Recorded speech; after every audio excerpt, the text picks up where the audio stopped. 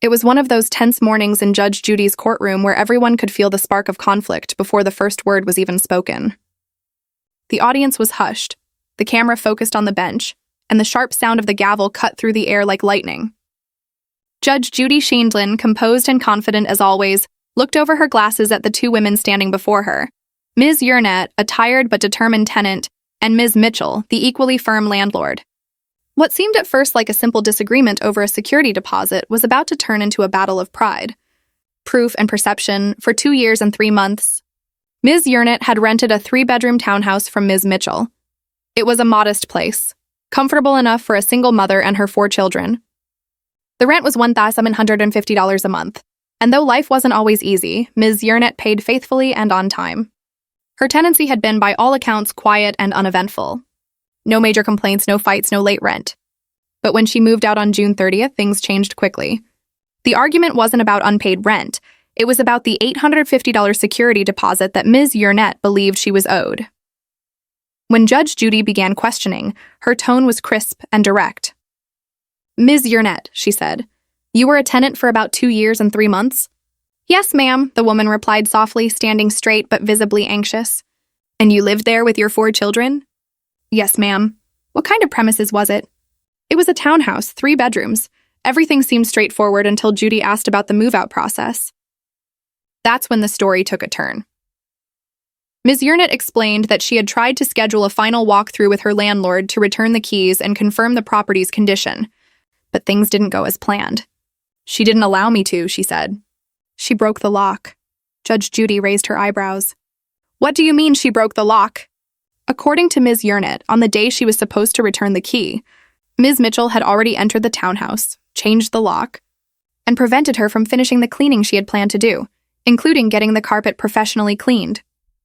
That small detail, the carpet, soon became the center of their disagreement. The carpet had been dirty when Ms. Yurnett moved in, she claimed.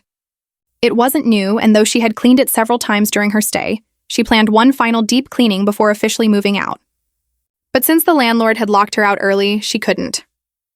Ms. Mitchell, however, saw things differently. She had the carpet professionally cleaned after Ms. Yurnett left and said it cost $150. She deducted that amount from the deposit, but she also filed a counterclaim for $5,000, alleging damages to the property. Judge Judy leaned back in her chair, unimpressed. "You're suing her for $5,000 in damages?" "I'd like to see before and after pictures," she said. Ms. Mitchell nodded, reaching into a folder. "Unfortunately, I can't show before pictures. My hard drive crashed." "But I do have after pictures," Judy sighed. "That doesn't tell the whole story, does it?" "No, it doesn't," the landlord admitted. The judge flipped through the photographs. Most were of the carpet, some dark, some patchy, none particularly alarming. "I don't know what I'm supposed to be looking at here," Judy muttered. "This looks like an old carpet that's been cleaned, not destroyed."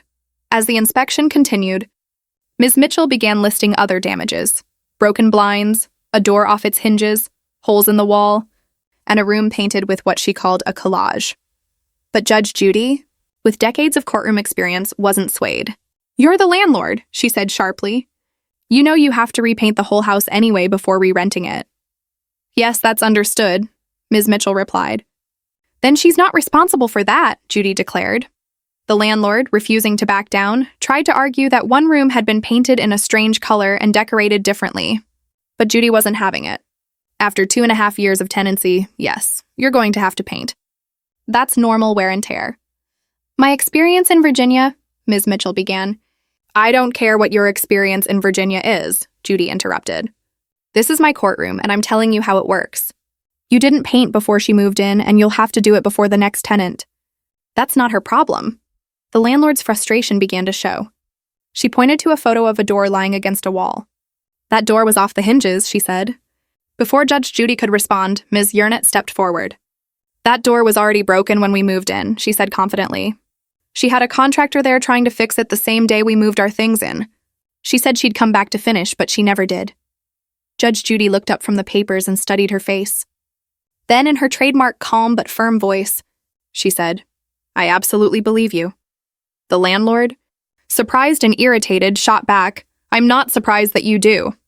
"I do believe her," Judy repeated. "Because you didn't ask me," Ms. Mitchell muttered. I'm looking at the evidence, the judge said coolly. The tension thickened. Judy examined the next set of photos, most showing the same carpet from slightly different angles. These are all carpet, she said, handing them back. I'm not interested in carpet. Show me the pictures of the holes in the wall. Ms. Mitchell shuffled through the pile and handed over a few more prints. These are the holes, she said. There are 3 of them. My contractor charged me $75 per hole, $225 total. Judge Judy almost laughed. $75 per hole? That's ridiculous. She leaned forward. You can buy plaster and patch it yourself with a butter knife. I've done it myself. It doesn't cost $75 a hole. Ms. Yurnett nodded quickly. Those holes were already there, Your Honor. I patched one of them myself before we left. You did the patching? Judy asked. Yes, I did. About a week before we moved out. You didn't do a very good job, Judy observed, squinting at the photo. I didn't get a chance to finish it, Ms. Yurnett admitted. Well, that's not worth $225, Judy concluded. At this point, it was clear where the case was heading. Judge Judy flipped through her notes one last time and then looked directly at the landlord. You had old carpeting, unpainted walls, and no proof of the condition before she moved in. You also admit the carpet wasn't new.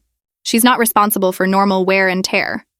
The landlord tried one last defense, but I had to fix holes in the wall. Not for $75 a hole, Judy shot back. Silence filled the courtroom as the judge picked up her pen. She made a few notes, then delivered her verdict in her iconic no-nonsense tone. You're entitled to $150 for the carpet cleaning, that's it. The rest of your counterclaim is dismissed. Ms. Yurnett, you'll receive $650 of your $850 deposit back. The gavel struck once, sealing the decision. As the parties exited the courtroom, the contrast between them was clear. Ms. Yurnett walked out quietly, a mix of relief and vindication on her face. Ms. Mitchell, however, left in frustration, still insisting she'd been treated unfairly. But Judge Judy's word was final. Logic, fairness, and experience had once again prevailed. In the end, it wasn't just about $850. It was about principle, truth, and perspective. Ms. Yurnett learned that standing up for herself, no matter how small the amount, was worth it. Ms. Mitchell learned that being a landlord comes with responsibility, not just authority, and for Judge Judy, it was another day on the bench, another example of how common sense, clear evidence, and a little sharp humor could turn a heated dispute into a lesson about fairness and accountability.